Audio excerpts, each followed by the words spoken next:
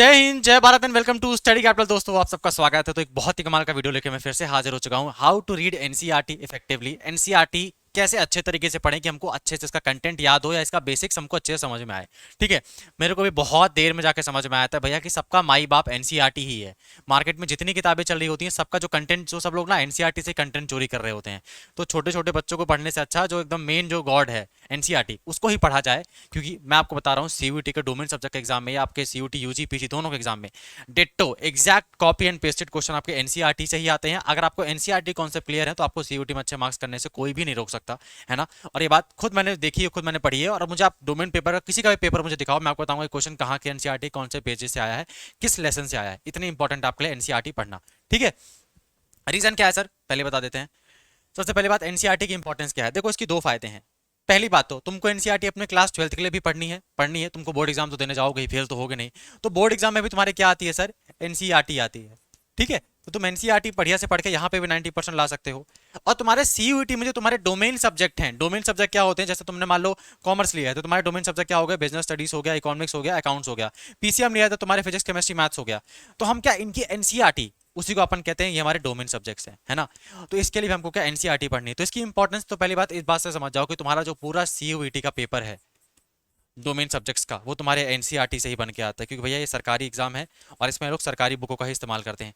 पर दिक्कत पता है क्या है, अपन ना एनसीईआरटी नहीं पढ़ते हैं। हमारी 12th में आदत क्या है, ओसवाल पढ़ेंगे, ऑल इन वन पढ़ेंगे, गाइड पढ़ेंगे। और एक्चुअली में हमको पढ़ना ये चाहिए था।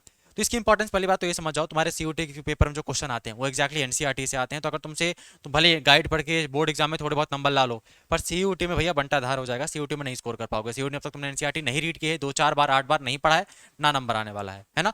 तो इंपॉर्टेंस बात समझ में आ गई कि भैया एक ही बुक पढ़नी है, दोनों एग्जाम टारगेट होने वाले एक बुक से। तो यहाँ वहां नहीं भागना है, एनसीईआरटी पे ही फोकस करना है। समझ में आ गया। अगला देखो, एनसीईआरटी को सर इंपॉर्टेंस हमको पढ़ना किस तरीके से है।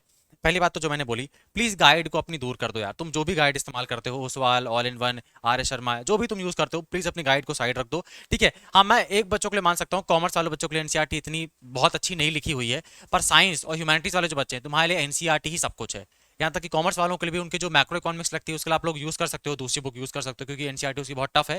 पर साइंस वाले बच्चे जो हैं, जो ह्यूमैनिटीज वाले बच्चे हैं, तुमको एनसीईआरटी ही पढ़ना है, तुमको और कहीं नहीं भागना है। और तुम्हारा पेपर ही एनसीईआरटी से आता है। ठीक है, तुम्हारा दिक्कत क्या है, तुम गाइड पढ़ के जाते हो, फिर तुमसे पेपर नहीं बनता, लास्ट में तुम दोष किसको देते हो कि भैया पेपर बाहर से आया था ना, पेपर एनसीईआरटी से आया था। तुम एनसीईआरटी पढ़ते नहीं हो, क्योंकि हमारी आदत होती नहीं एनसीईआरटी से पढ़ना। एनसीईआरटी मुश्किल लिखी हुई है, समझ में नहीं आती है, और हम क्या गाइड में बने बनाए आंसर लिखे आते हैं, हमको पसंद आता है।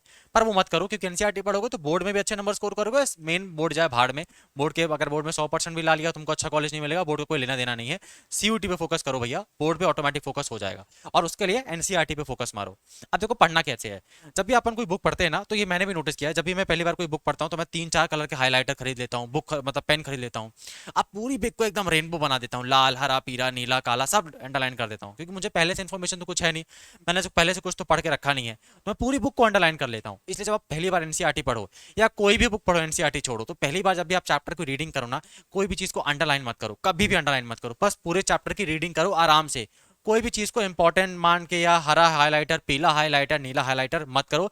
पहले एक बार चैप्टर पढ़ लो आराम से। और इसको ना जल्दी पढ़ना है, जल्दी मतलब क्या, 1 2 घंटे में पूरे चैप्टर की रीडिंग ले लो, तो तुमको समझ में आ जाएगा चैप्टर में है क्या भैया, चैप्टर में है क्या क्या चीजें।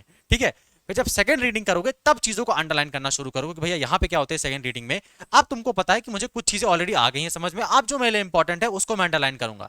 पहली बार में अंडरलाइन करोगे तो पूरी बुक को तुम इंपॉर्टेंट बना दोगे, सब कुछ अंडरलाइन कर दोगे। तो पहली बार में कभी कोई चीज अंडरलाइन मत करना। कोई भी बुक पढ़ो एनसीईआरटी छोड़, एनसीईआरटी के अलावा, या एनसीईआरटी के मतलब एनसीईआरटी या कोई भी बुक पढ़ो, पहली बार में कोई भी चीज को अंडरलाइन मत किया करो। ठीक है, सेकंड सेकंड जब आप रीडिंग करा करो सेम चैप्टर की, तब आप अंडरलाइन किया करो चीजों को, तब हमारी चीजें काफी ज्यादा मतलब हमारी मेमोरी और हमारा जो समझने का तरीका है वो थोड़ा अच्छे से समझ में आ जाता है कि हमने एक बार चैप्टर को पढ़ लिया तो हमको चैप्टर समझ में आ जाता है चैप्टर है क्या, और तब हम चीजों को अंडरलाइन कर सकते हैं। ठीक है, लास्ट आता है भैया, अगर आपने चैप्टर पढ़ लिया, चैप्टर को अंडरलाइन कर लिया, उसके बाद तुम्हारी समस्या क्या है सर, नोट्स बनाने चाहिए सर। मैंने टॉपर्स की कॉपी देखी थी, उसने नोट्स बनाए थे। अच्छी बात है नोट्स बनाना, मैं नोट्स के खिलाफ नहीं हूँ, नोट्स बनाओ कोई दिक्कत नहीं, पर ध्यान रखो कि तुम पूरी बुक को छाप के अपनी कॉपी में लिख दोगे फिर उसको बोलोगे मेरे नोट्स हैं। ये दिक्कत है यार। तो मैंने यहाँ ना नोट्स के बगल में प्रॉब्लम लिखा हुआ है, तो तुम समझो नोट्स वो चीज़ होती है कि जो मेरे पूरे चैप्टर को, अगर मेरा पूरा चैप्टर 10 पन्ने का है तो उस पूरे चैप्टर को मैं 2 पन्ने में कैसे समेटूंगा, वो होते हैं मेरे नोट्स। तो तुम नोट्स बना भी रहे हो तो पूरे चैप्टर का फोटो कॉपी मत किया करो, जो इंपॉर्टेंट बातें रहा करी वो तभी उसको नोट्स में लिखा करो।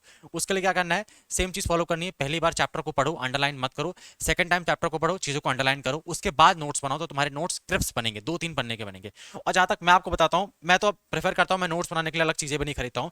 मैं ना, सबसे बेस्ट क्या होता है, एनसीईआरटी के बगल में इतनी जगह खाली रहती है, ये जगह का क्या ही काम है। इस पेज में जो भी इंपॉर्टेंट बातें होती है मैं यहाँ लिख लेता हूँ। इस पेज में जो भी इंपॉर्टेंट बातें होती है मैं यहाँ लिख लेता हूँ। इससे क्या होता है, मेरा टाइम बहुत बच जाता है। जैसे इसमें पैराग्राफ में जो भी काम की बातें हैं, ये एनसीईआरटी ही है, एनसीईआरटी ही है ये। जो भी इस चैप्टर में पैराग्राफ में काम की बातें मैं यहाँ बगल में लिख लेता हूँ।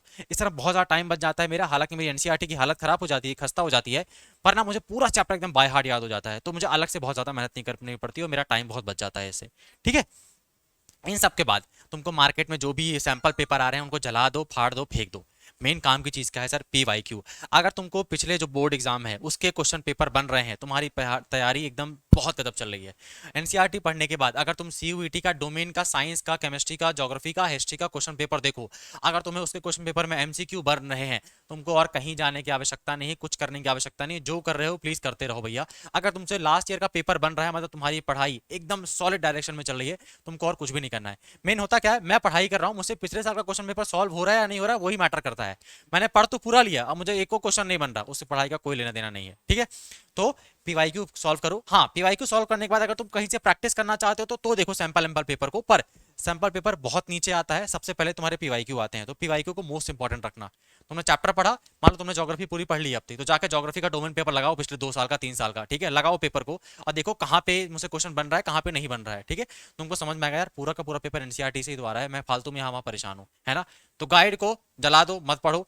एनसीईआरटी को पहला प्रायोरिटी में दो, बस पहली बार में अंडरलाइन मत करना, सेकंड लाइन में चीज़ों को अंडरलाइन करना, फिर नोट्स की चीज़ों को संभालना, देन पीवाईक्यू को सॉल्व करना। पर एक और चीज़, जब आप एक दो बार 2-3 बार चैप्टर्स को पढ़ लोगे ना, तो थोड़ा आपको समझ में आने लग जाएगा कि एग्जामिनर पॉइंट ऑफ व्यू क्या होता है। ठीक है, जैसे फॉर एग्जाम्पल तुम मान लो तुमने एक एनसीईआरटी पूरी पढ़ ली है, तुमने 8-10 चैप्टर पढ़ लिए हैं।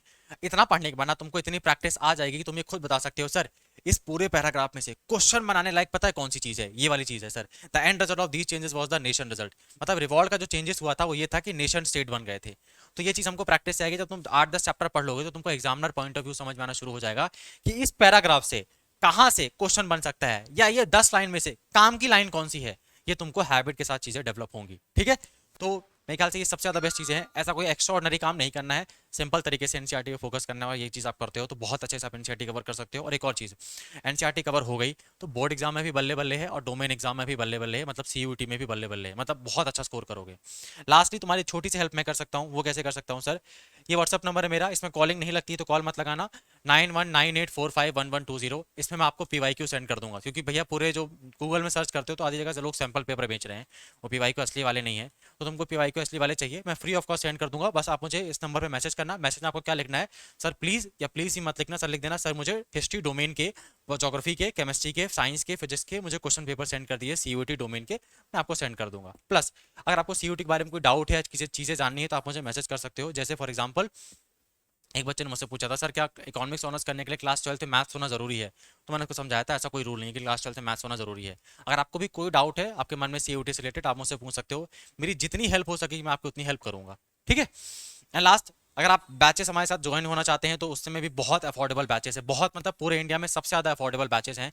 इतना पैसा तुम बता अपने दोस्तों की पार्टी में उड़ाते हो, या अपने लिए 500 की 600 की शर्ट खरीद लाते हो, 700 रुपये का पैंट खरीद लाते हो, उससे भी कम कोर्सेज में आपको अफोर्डेबल कोर्सेज प्रोवाइड कराए जा रहे हैं। मैं खुद आपको पढ़ाऊंगा, है ना। तो तुम ये बहाना तो नहीं मार सकते कि मैं कोर्स नहीं परचेज कर पाया है, बहुत महंगे कोर्सेज थे। यार कोर्स तुमको अफोर्डेबल मिल रहे हैं, पढ़ाई वाला कंटेंट भी अच्छा मिल रहा है, तुमको पढ़ाई ही नहीं करनी है। मैं कोर्स की पढ़ाई में ज़्यादा बोलूंगा नहीं, तुमको बाकी जगह जो चीज़ें मिल रही हैं उससे ज़्यादा ही चीज़ें यहाँ मिलेंगी। Live classes, recorded session, syllabus complete, PYQ, practice, DPP, doubt session, वो सब कुछ तुमको मिलने वाला है। ठीक है, और बहुत कम प्राइस से मिलने वाला है, जाके ज्वाइन करो। दिवाली 10 नवंबर तक ही ये ऑफर है। अगर तुम्हें वीडियो देख रहे हो तो पता नहीं तुम वीडियो कब देख रहे हो, 10 नवंबर तक देख रहे हो तो हमारे पास ऑफर है, जाके ज्वाइन कर लो फटाक से। ठीक है, उसके बाद भी देख रहे हो तो ऑफर चलता रहेगा, देख सकते हो आप लोग जाके। ज्वाइन कैसे करना है सर, स्टडी कैपिटल सीयूईटी का ऐप डाउनलोड कर लो प्ले स्टोर से। ऐप डाउनलोड करने के बाद यूजी वाले सेक्शन में जाना, तुमको जिसका कोर्स करना है बीए का कोर्स लेना है, बीएससी का लेना है, बीकॉम का लेना है, बीवॉक का लेना है, बीएड का लेना है, सारे कोर्सेज चलते हैं। BA, BSc, BCom, BVoc, BA, LLB, BEd, सब कुछ चलता है बीए, ठीक है। और तुमको सारा ए टू जेड सब कुछ कंप्लीट कराया जाएगा। जनरल टेस्ट, तीनों डोमेन और दोनों लैंग्वेज, मतलब तुमको हिंदी इंग्लिश लैंग्वेज ही पढ़ाएंगे। जनरल टेस्ट तो मैं खुद पढ़ाऊंगा, और तुम्हारे डोमेन सब्जेक्ट होंगे, साइंस वालों को फिजिक्स केमिस्ट्री मैथ्स पढ़ाएंगे, बीकॉम वालों को उनका जो बीकॉम वाला सिस्टम है, और बीए वालों को हिस्ट्री ज्योग्राफी पॉलिटी और इकोनॉमिक्स भी पढ़ाएंगे। बीए एलएलबी वालों को लीगल स्टडीज पढ़ाएंगे, जनरल स्टडीज पढ़ाएंगे, लैंग्वेज पढ़ाएंगे। तो तुमको ए टू जेड सब चीजें मिलेगी, ठीक है। ये मेरा टेलीग्राम चैनल है यार, हालांकि मैंने तुमको अपना व्हाट्सअप नंबर दे दिया है, तो इसकी कुछ खास जरूरत नहीं है। पर इस टेलीग्राम चैनल में बहुत ही रिच कंटेंट सेंड करता हूँ, पीवाईक्यू वाला ये सब वाला, तो तुम जाके इसको ज्वाइन कर सकते हो। लगभग 1540 बच्चे इसमें जुड़े हुए हैं, तो कुछ तो काम की बात होगी तभी जुड़े हैं, फालतू में तो जुड़ेंगे नहीं, तो आप भी जाके जुड़ सकते हो। अगर तुमको किसी भी तरीके से परेशानी आ रही है कोर्स परचेज करने में या ऐप में, तो तुम 9336257354, इसमें हमारी टेक्निकल टीम है, इनको बेझिझक परेशान करिएगा कॉल लगा के कि हम उसको दिक्कत है, ये आपकी मदद करेंगे, ठीक है। तो अभी को मैं इस वीडियो को एंड करता हूँ। लास्टली, अगर तुमको वीडियो अच्छा लगा हो, काम का लगा हो, तो सब्सक्राइब करना। अगर तुमको काम का नहीं लगा हो, सब्सक्राइब मत करना। मैं आपको अगले वीडियो में मिलता हूँ। अपना ध्यान रखो, और प्लीज़ कल से उठ के तैयारी में शुरू हो जाओ। बोर्ड एग्जाम को बहुत साइड में फेंक दो, सीयू2 पे फोकस करो। तुमने बोर्ड में 100 भी ला लिया ना, 10 सीजीपीए भी आ गया ना, वो कबाड़ा है अगर तुमको अच्छी यूनिवर्सिटी नहीं मिली, ठीक है। तो प्लीज़ कल से सीयूटी के लिए थोड़ा सा, अभी भी टाइम है, सीरियस हो जाओ। लास्ट में क्रैश कोर्स परचेज करके आदमी क्रैश ही हो जाता है, क्रैश नहीं होता है उसका कुछ, है ना। तो अभी जो मेहनत करते हैं उन्हीं को बड़े कॉलेजेस मिलते हैं, तो आप लोग भी अभी स्टार्ट कर दीजिए मेहनत। जितनी हेल्प है मैं करने के लिए रेडी हूँ, व्हाट्सअप नंबर भी देकर रखा है, जो भी हेल्प होगा आपको मैं कर दूंगा, ठीक है। राहुल भैया।